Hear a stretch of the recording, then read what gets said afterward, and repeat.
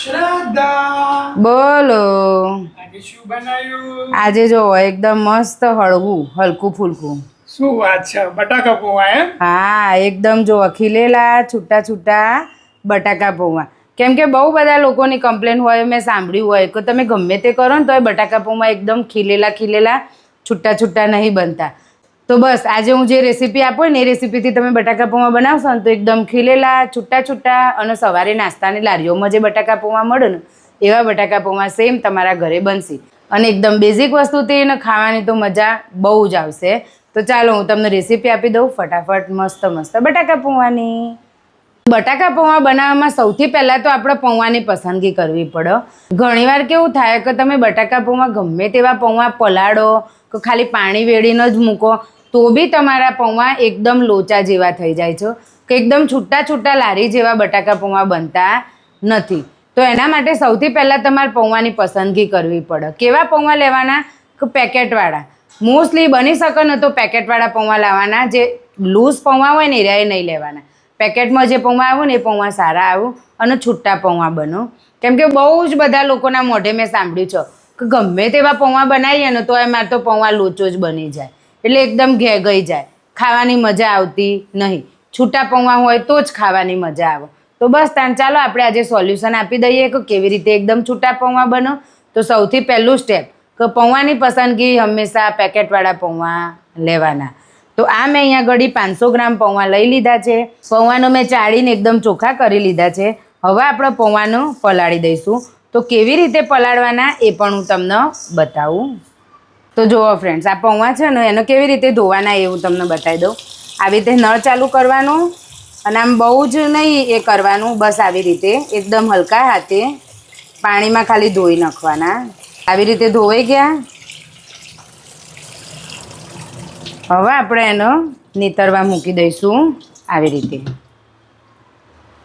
હવે આપણા પૌવા નીતર્યું ત્યાં સુધી આપણે બટાકા પૌવાનો વઘાર કરીશું. તો બટાકા પૌવાનો વઘાર કરવા માટે મેં અહીંયા ઘડી 3 ચમચી ભરીને તેલ ગરમ કરવા મૂકી દીધું હતું. તો તેલ ગરમ થાય ત્યારે આપણે તેમાં રાઈ ફૂટે ત્યારે જીરું, હિંગ અને હળદર. એ સાથે ઝીણા સમારેલા 3 નંગ લીલા તીખા મરચાં. પછી અંદર સિંગદાણા, મીઠો લીમડો. આ બધી વસ્તુ ઉમેર્યા પછી 2 મીડિયમ સાઇઝના બટાકા ઝીણા સમારી લીધા હતા તે પણ આપણે આમાં ઉમેરી દઈશું. મસ્ત સુગંધ આવે. એમ બહુ મસ્ત બને, એકદમ સિમ્પલ અને ખાવાની મજા આવે એવા. અને બટાકા ઉમેરીને આપણે અંદર એક ટુકડો આદુનો છીણી લઈશું. ફ્રેન્ડ્સ, આમાં ધ્યાન રાખજો તમે લીલા મરચાં હો ને ઝીણા સમારજો અને આદુનો છીણજો. લીલા મરચાં વાટીને નહીં નાખતા, સમારીને નાખજો, બહુ મસ્ત લાગશે. તો બસ આપણે એક ટુકડો આદુનો છીણી લઈશું.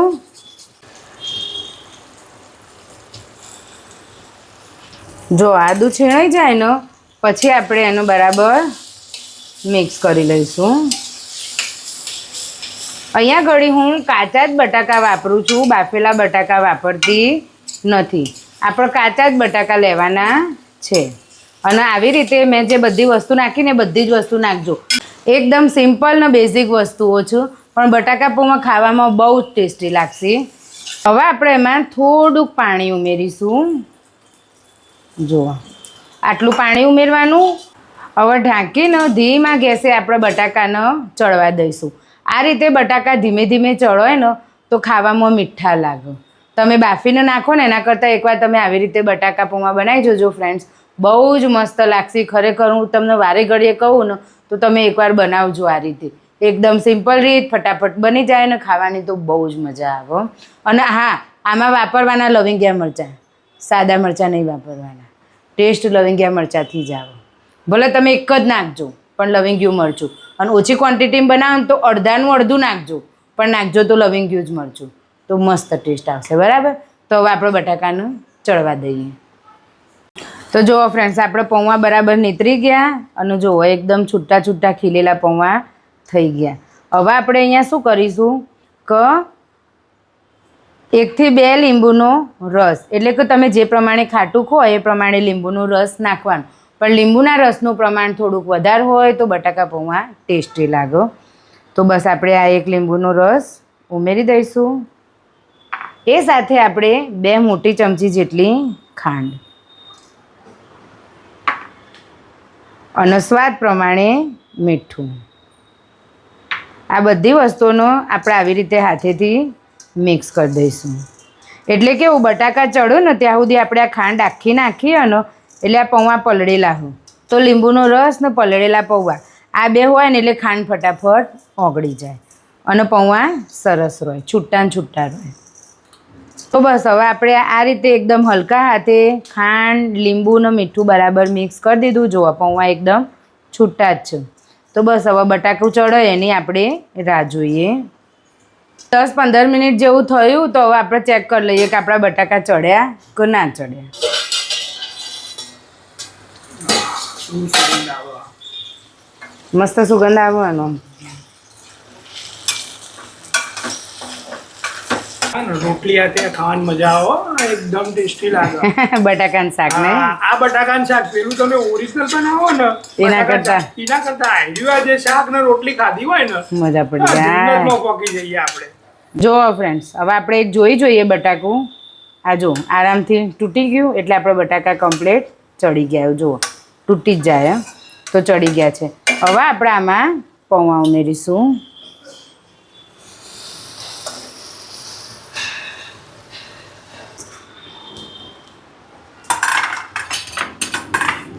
અને બરાબર મિક્સ કરી દઈશું.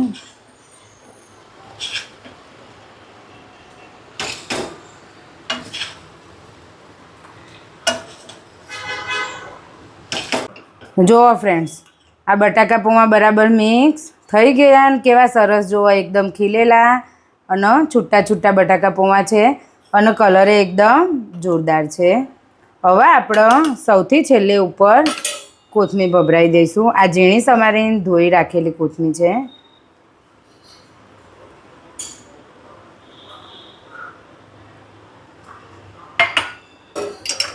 અને ફરીથી આપણે મિક્સ કરી દઈશું. આપણે આ કોથમીર ઉમેરી દઈએ ને પછી બરાબર મિક્સ કરીને ધીમા ગેસે બટાકા પૌવાનો તરત બંધ ગેસ નહીં કરવાનો, પણ આપણે ધીમા ગેસે એનો થોડી વાર થવા દઈશું જેથી આપણા પૌવા ને થોડા ગરમ થાય એટલે ખાવાની મજા આવે. તો બસ આવી રીતે થવા દઈશું ને 5 મિનિટ થાય ને એટલે આપણે પછી એને હલાવીશું ફરીથી. એવી રીતે 10 થી 12 મિનિટ સુધી આપણે કોથમીર નાખ્યા પછી પૌવા થવા દેવાના છે. રેડી છે આપણા એકદમ લારી જેવા, મતલબમાં લારીમાં જે મળ્યું ને એવા જ ને એ જ ટેસ્ટના બટાકા પૌવા. તો તમે ટ્રાય જરૂર કરજો. આજે હું જે રીતે બટાકા પૌવા બનાવું છું ને એ રીત મેં તમારી સાથે શેર કરી છે, કેમ કે મારે ત્યાં ઓલવેઝ આ જ રીતે બટાકા પૌવા બનું અને લારીમાં આવા જ બટાકા પૌવા મળ્યું. તો તમે ટ્રાય જરૂર કરજો. હવે મળીશું આવી બીજી રેસીપીમાં. ત્યાં સુધી બાય બાય, ટેક કેર.